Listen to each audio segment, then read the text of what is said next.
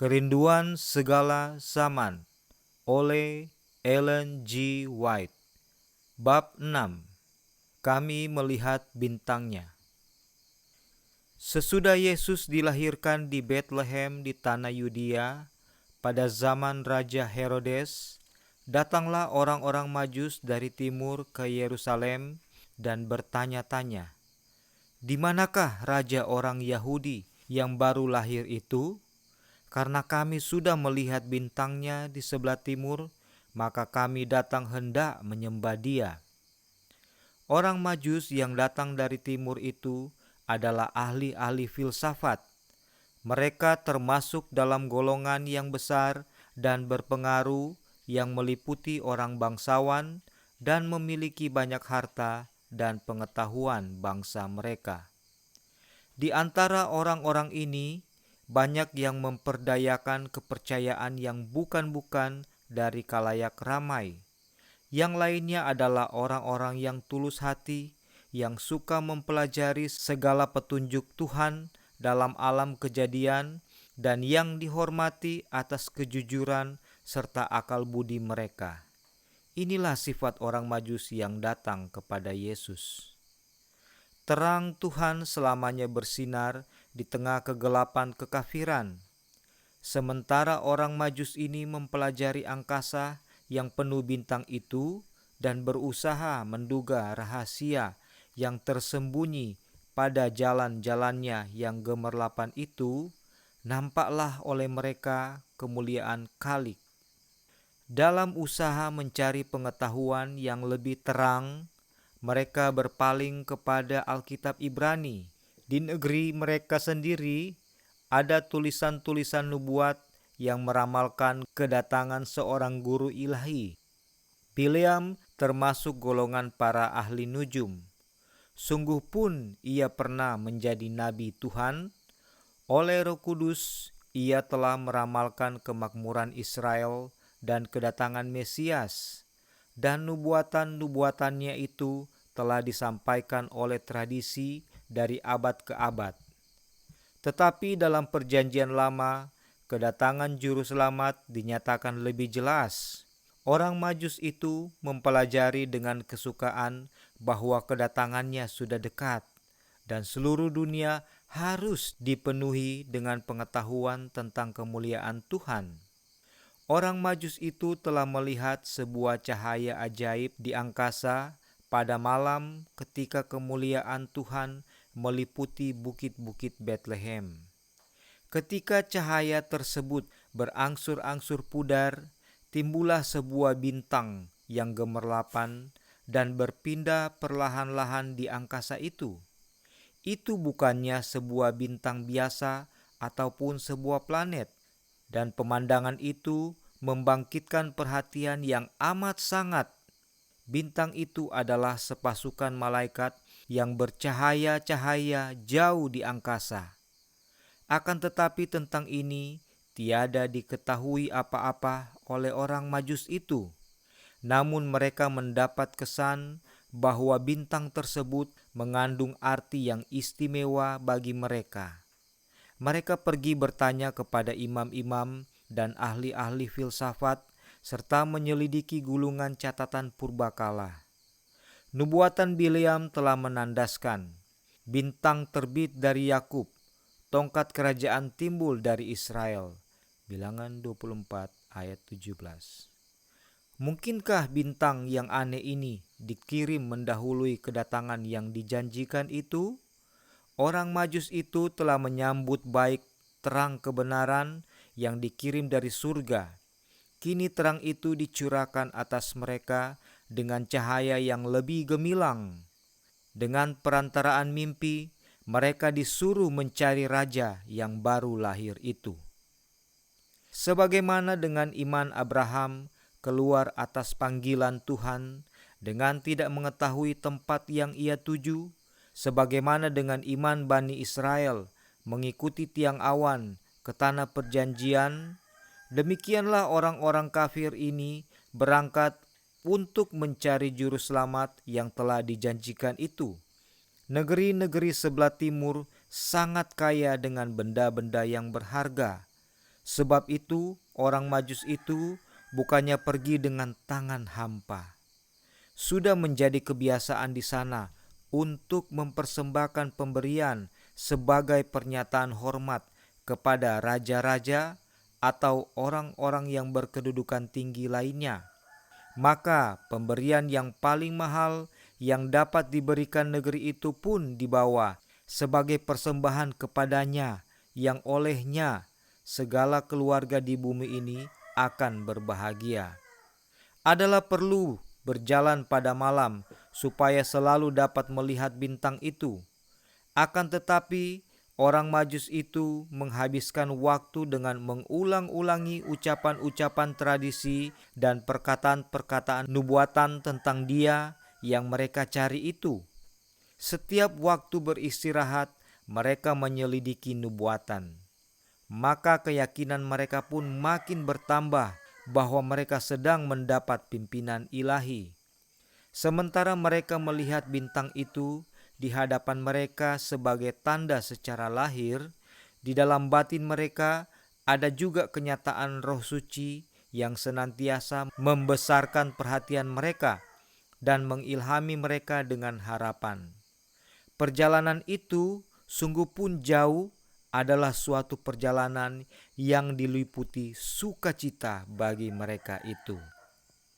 Mereka sudah tiba di negeri Israel dan sedang menuruni Bukit Zaitun, dan Yerusalem sudah kelihatan.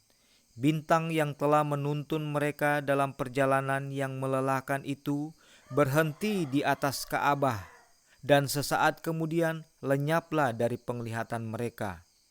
Dengan langkah yang penuh pengharapan, mereka maju terus, mengharap dengan yakin bahwa kelahiran Mesias itu akan menjadi buah mulut orang yang penuh kegirangan. Tapi segala pertanyaan mereka sia-sia saja. Setelah masuk ke dalam kota suci itu, mereka pun pergi ke bait suci. Dengan penuh keheranan, mereka tidak mendapati seorang pun yang nampaknya tahu tentang raja yang baru lahir itu.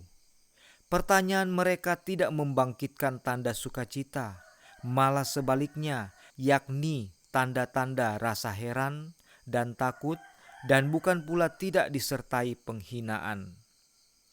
Imam-imam tengah mengulang-ulangi tradisi-tradisi. Mereka meninggikan agama dan peribadatan mereka sendiri, sementara mencela bangsa Yunani dan Romawi sebagai orang kafir dan orang berdosa melebihi orang lain. Orang Majus itu bukannya penyembah berhala, dan pada pandangan Tuhan mereka tegak jauh lebih tinggi daripada imam-imam itu yang mengaku sebagai penyembah Dia. Namun mereka dianggap oleh orang Yahudi sebagai orang kafir. Bahkan di antara para penunggu yang telah ditentukan kitab suci itu, pertanyaan-pertanyaan mereka yang penuh harapan gemilang itu tidak juga menjamah hati. Kedatangan orang Majus itu segera tersiar di seluruh Yerusalem.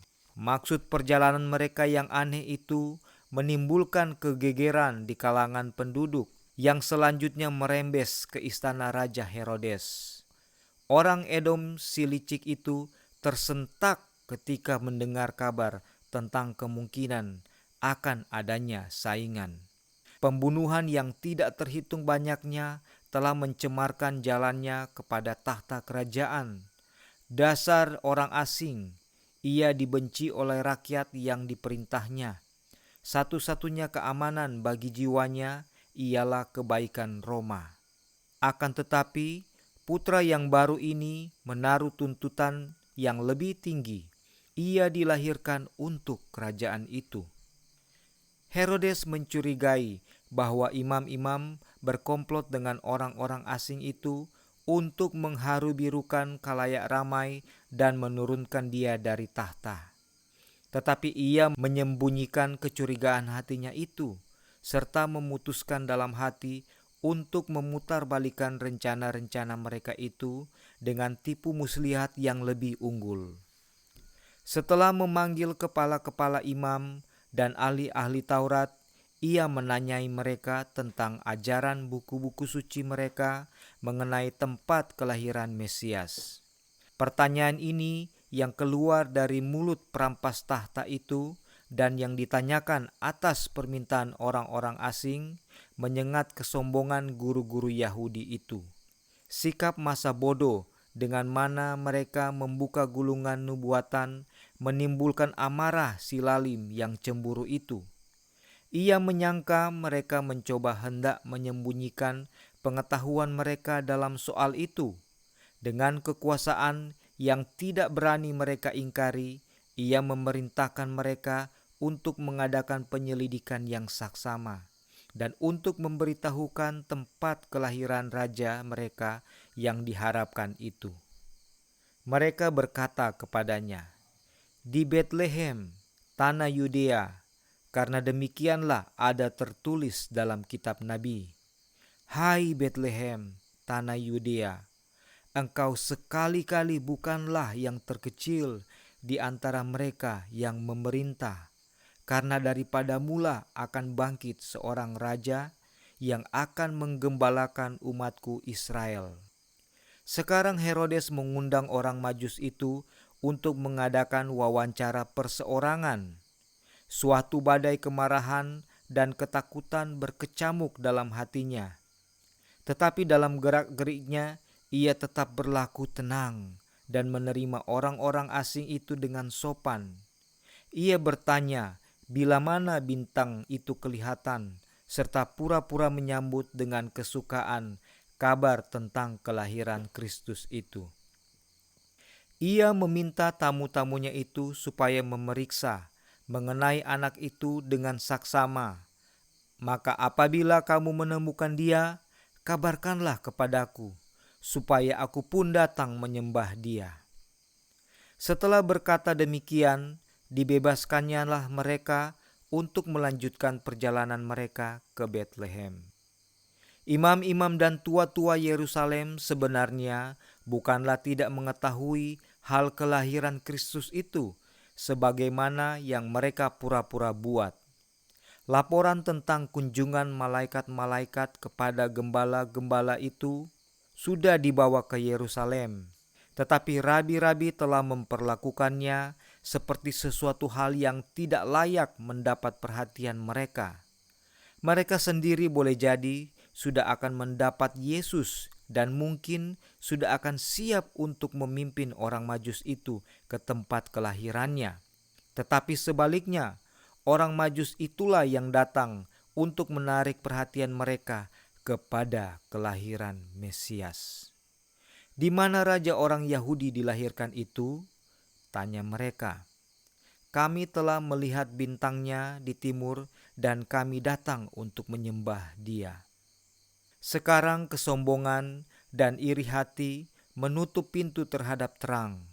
Sekiranya segala laporan yang dibawa oleh gembala-gembala dan orang Majus itu diakui, maka akan ditempatkannya imam-imam dan rabi-rabi itu dalam suatu kedudukan yang paling tidak disukai, membatalkan pengakuan mereka sebagai ahli tafsir kebenaran Tuhan. Guru-guru yang terpelajar ini tidak mau merendahkan hati untuk diberi petunjuk oleh orang-orang yang mereka sebut kafir.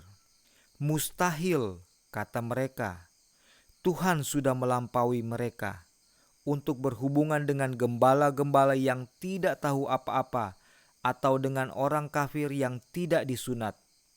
Mereka bertekad untuk menunjukkan hinaan terhadap laporan yang tengah mengharukan Raja Herodes dan seluruh kota Yerusalem.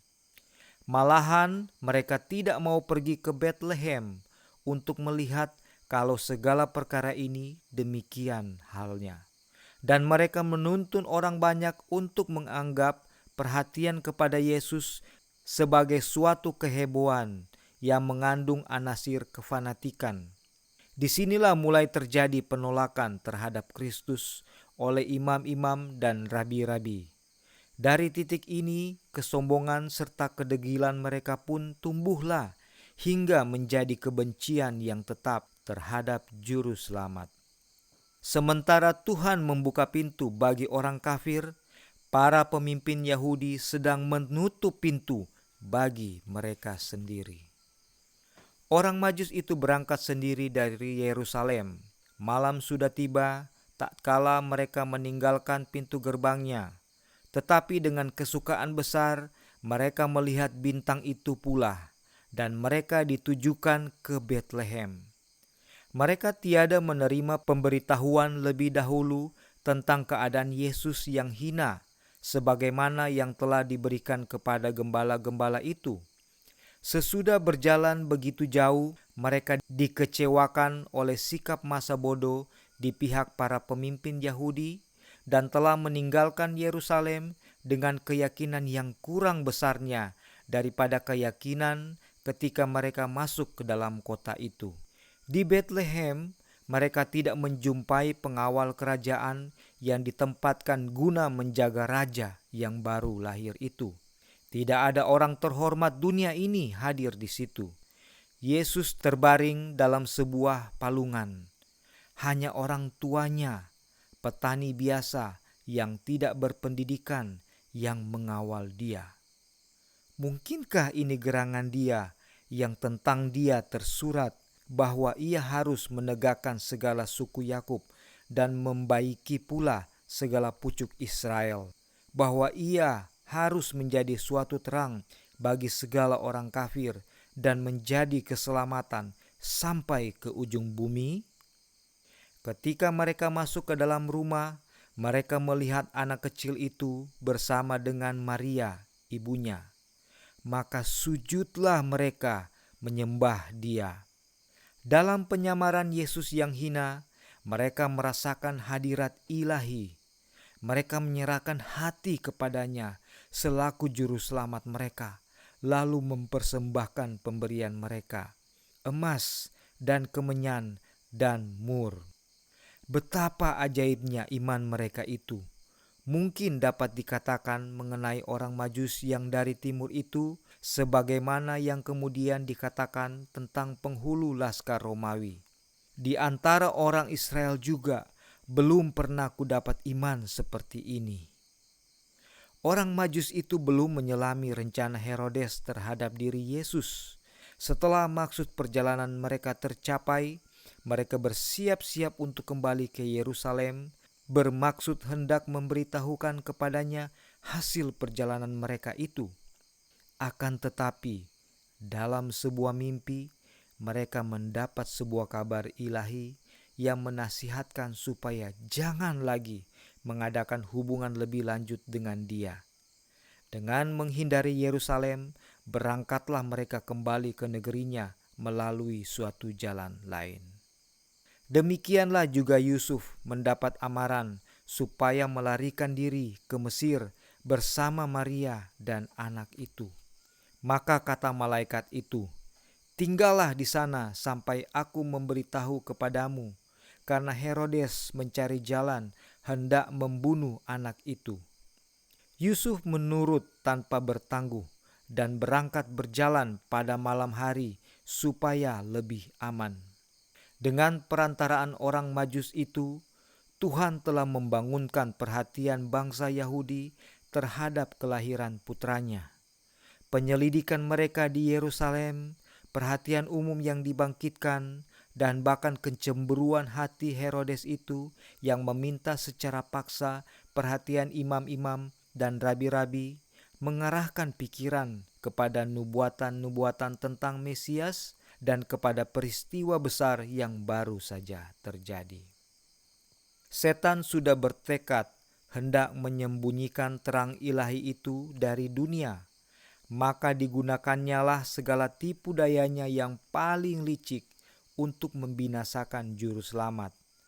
Akan tetapi ia yang tidak pernah mengantuk atas tidur itu selamanya menunggui putranya yang tercinta itu.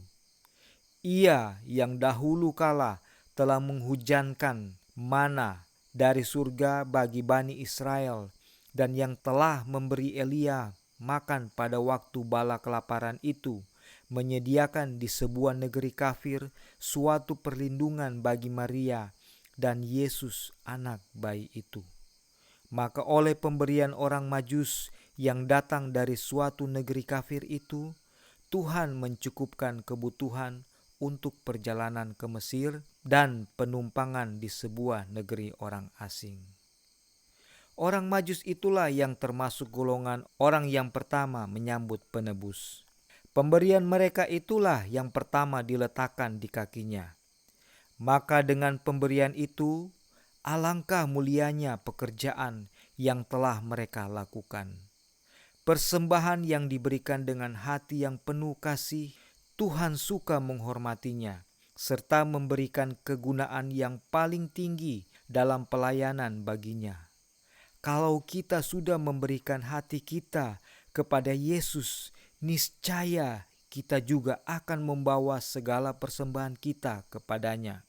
Emas dan perak kita, harta benda duniawi kita yang termahal, segala karunia pikiran dan rohani yang tertinggi nilainya yang ada pada kita, akan kita serahkan dengan limpahnya kepada Dia yang mengasihi kita dan yang telah menyerahkan dirinya sendiri bagi kita. Herodes di Yerusalem dengan tidak sabar lagi menunggu pulangnya orang Majus itu. Dengan berlalunya waktu dan mereka itu tidak kunjung muncul juga, bangkitlah kecurigaannya. Keengganan rabi-rabi untuk menunjukkan tempat kelahiran Mesias tampaknya menunjukkan bahwa mereka sudah mencium bau rencananya, dan bahwa orang Majus itu telah dengan sengaja menghindari dia. Pikiran itu menggeramkan hatinya. Tipu daya sudah gagal, tetapi kekerasan masih dapat digunakan. Ia akan mengadakan sebuah contoh dengan raja yang masih bayi ini. Orang Yahudi yang angkuh itu harus melihat apa yang dapat mereka harapkan dalam segala pencobaan mereka hendak menempatkan seorang raja di atas tahta. Serdadu-serdadu dengan segera disuruh pergi ke Betlehem dengan perintah untuk membunuh semua anak yang berusia 2 tahun ke bawah. Rumah tangga yang tentram di kota Daud itu menyaksikan peristiwa ngeri yang 600 tahun sebelumnya telah diberitahukan kepada Nabi Yeremia. Terdengarlah suara di Roma, tangis dan ratap yang amat sedih. Rahel menangisi anak-anaknya dan ia tidak mau dihibur, sebab mereka tidak ada lagi. Malapetaka ini telah didatangkan oleh orang Yahudi ke atas diri mereka sendiri. Seandainya mereka berjalan dengan kesetiaan dan kerendahan hati di hadirat Tuhan, niscaya dengan suatu cara yang luar biasa, ia akan membuat murka raja itu tidak berbahaya bagi mereka. Tetapi mereka telah memisahkan diri dari Tuhan oleh dosa-dosa mereka dan telah menolak Rohul Kudus yang merupakan perisai mereka satu-satunya. Mereka tiada mempelajari Alkitab dengan hasrat hendak menurut kehendak Tuhan. Mereka telah menyelidiki nubuatan-nubuatan yang ditafsirkan untuk meninggikan diri mereka sendiri dan untuk menunjukkan betapa Tuhan membenci semua bangsa yang lain. Mereka itu senantiasa membanggakan bahwa Mesias akan datang sebagai raja, menaklukkan segala musuhnya, serta menginjak-injak segenap bangsa kafir dalam murkanya. Demikianlah mereka membangkitkan rasa dengki pemerintah mereka, karena mereka salah melukiskan pekerjaan Kristus. Setan bermaksud hendak melaksanakan kebinasaan juru selamat. Akan terjadi hal yang sebaliknya. Bencana itu menimpa kepala mereka sendiri. Tindakan kekejaman inilah salah satu kekejaman terakhir yang menodai pemerintahan Herodes. Tidak lama sesudah pembunuhan terhadap anak-anak yang tidak berdosa itu, ia sendiri terpaksa menyerahkan diri ke dalam malapetaka yang tidak dapat dielakkan oleh seorang jua pun. Ia mengalami kematian yang sungguh mengerikan. Yusuf yang masih tinggal di Mesir itu sekarang disuruh oleh seorang malaikat Tuhan untuk kembali ke negeri Israel. Karena memandang Yesus sebagai ahli waris tahta Daud, Yusuf ingin tinggal di Betlehem. Tetapi ketika mendengar bahwa Arkelaus memerintah di Yudea sebagai pengganti ayahnya, ia takut kalau rencana ayahnya terhadap Kristus dilaksanakan oleh anaknya itu. Dari semua putra Herodes, Arkelauslah yang paling serupa dengan dia dalam tabiat. Ketika ia mengambil alih pemerintahan, peristiwa itu telah ditandai dengan suatu huru-hara di Yerusalem dan pembantaian beribu-ribu orang Yahudi oleh para pengawal Romawi. Sekali lagi Yusuf dituntun ke sebuah tempat yang aman. Ia pulang ke Nazaret, kampung halamannya yang dahulu, dan di sini kurang lebih 30 tahun lamanya Yesus tinggal, supaya genaplah firman yang disampaikan oleh nabi-nabi bahwa Yesus akan disebut orang Nazaret. Galilea adalah di bawah kekuasaan seorang putra Herodes. Akan tetapi, daerah itu mempunyai campuran penduduk asing yang jauh lebih besar daripada Yudea. Dengan demikian, makin kuranglah perhatian dalam persoalan yang ada sangkut paut khusus dengan orang Yahudi, dan pengakuan tentang Yesus pun akan kurang, kemungkinan membangkitkan kecemburuan orang-orang yang memegang kekuasaan. Demikianlah sambutan terhadap Juru Selamat tatkala ia datang ke dunia ini. Tampaknya tiadalah tempat beristirahat atau tempat yang aman bagi penebus yang masih bayi itu. Tuhan tidak dapat mempercayakan putranya yang tercinta itu kepada manusia, sungguh pun pada waktu sedang melaksanakan pekerjaannya demi keselamatan mereka. Disuruhnya malaikat-malaikat untuk mengawal Yesus dan untuk melindungi dia hingga ia menyelesaikan kelak tugasnya di dunia ini dan mati oleh tangan orang-orang yang hendak diselamatkannya.